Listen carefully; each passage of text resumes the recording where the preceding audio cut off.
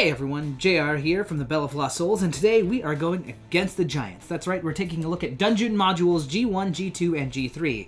That is, the Steading of the Giant Chief, the Glacial Rift of the Frost Giant Jarl, or the Hall of the Fire Giant King, all of which collectively make up Against the Giants, a massive mid-level trilogy of adventures that fits into itself another trilogy of adventures for one mega campaign that starts with some drow clerics that have caused trouble with a bunch of giants. But for right now, we'll leave all of that aside and take a look at the classic first edition cover art right here and on the front and the back, and we will take you inside the module. Here we go. First, I'm going to take this out of the way and show you these gorgeous maps of all the dungeons that are present. You can see every dungeon has its levels mapped out. You can see the classic blue and white adventure format, graph paper looking stuff. This is as D&D as it gets, folks. But let's leave these aside for right now and journey against the giants. As you can see, we've got an attack by some giant frogs, or maybe slod. I am excited to see which as we go into these adventures. Now, the Steading of the Hill Giant Chief is the one that kicks it all off, and it takes players to a village in Longhouse that's controlled by a hill giant. Ostensibly, they are there because a bunch of hill giants have been marauding more than usual and have been raiding the lands of men in large groups. Something or someone has stirred these hill giants up, and the players have been rounded up and sent to go find the force behind this unholy alliance of giants of different kinds that all seem to be working together. There's some kind of secret force going on around here. So, with all that in mind, and with the warning that only strong and experienced characters should venture into this, where you're at least 9th level, they recommend. With all that in mind, let's take a look at what you'll find inside. Now, this is a pretty standard module. It's just a listing of rooms and what you'll find in there. It doesn't provide too much in the way of context. I think that's left up to the GMs, and a lot of first editions are like that. It says, here's the problem, you're at the village, go, boom. Here's all the different rooms that are in there, and in the Steading of the Hill Giant Chief, there are 33 different rooms, some of which are secrets, all of which have treasure, traps, monsters, different fights. It can be a slog if you don't take the time to read through it. First edition modules are very much like you need to read them, you need to prepare them, you need to have your context ready to go. Otherwise, you're gonna have just a difficult time kind of getting through all of this stuff.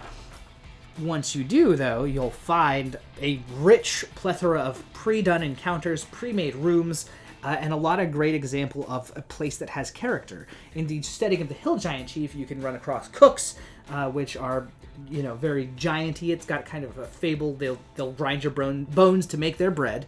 You can find secret rooms. You can find art galleries, wine cellars. You can find a great example of how to make a place that is a real place that is itself just an effective and exciting place to explore as a bunch of adventurers.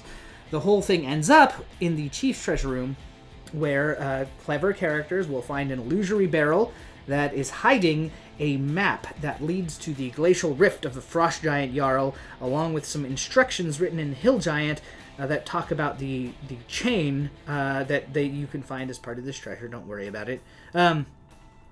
But basically, there's a whole bunch of stuff that ties into a new adventure and a new location, and the whole thing is like that. All of the Against the Giant modules feed into the next pretty organically, although sometimes it's a little less obvious than others how it's meant to do, or sometimes it feels a little clunky.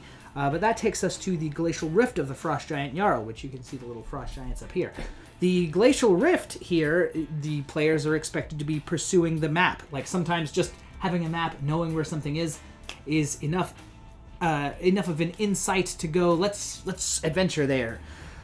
Here, again, players will be looking for what is secretly behind this, and they'll go through step 2 of figuring out who's behind it, which will take them to the Rift of the Frost Giant Jarl, where they will fight frost giants. They'll see some cool frost giant artwork.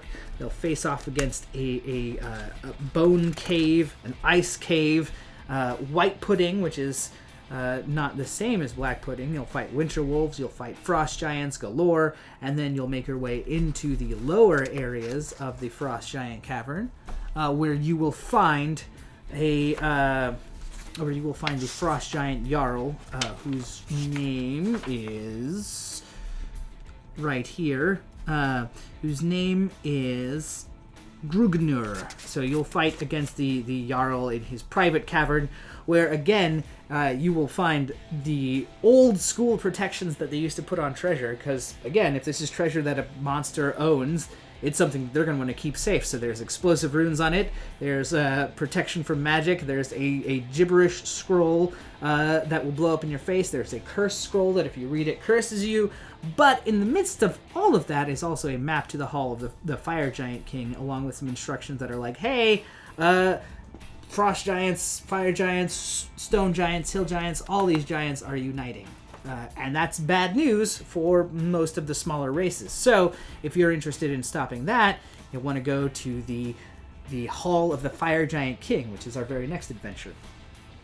They're all very similar, which is go to this place, investigate it, loot it for treasure, and find out what's really at the heart of it. Now, a lot of it can kind of feel a little bit the same when you're running this, because if you run it back to back to back to back, it's basically go here, fight one kind of giant, loot treasure, repeat. Go here, fight a different kind.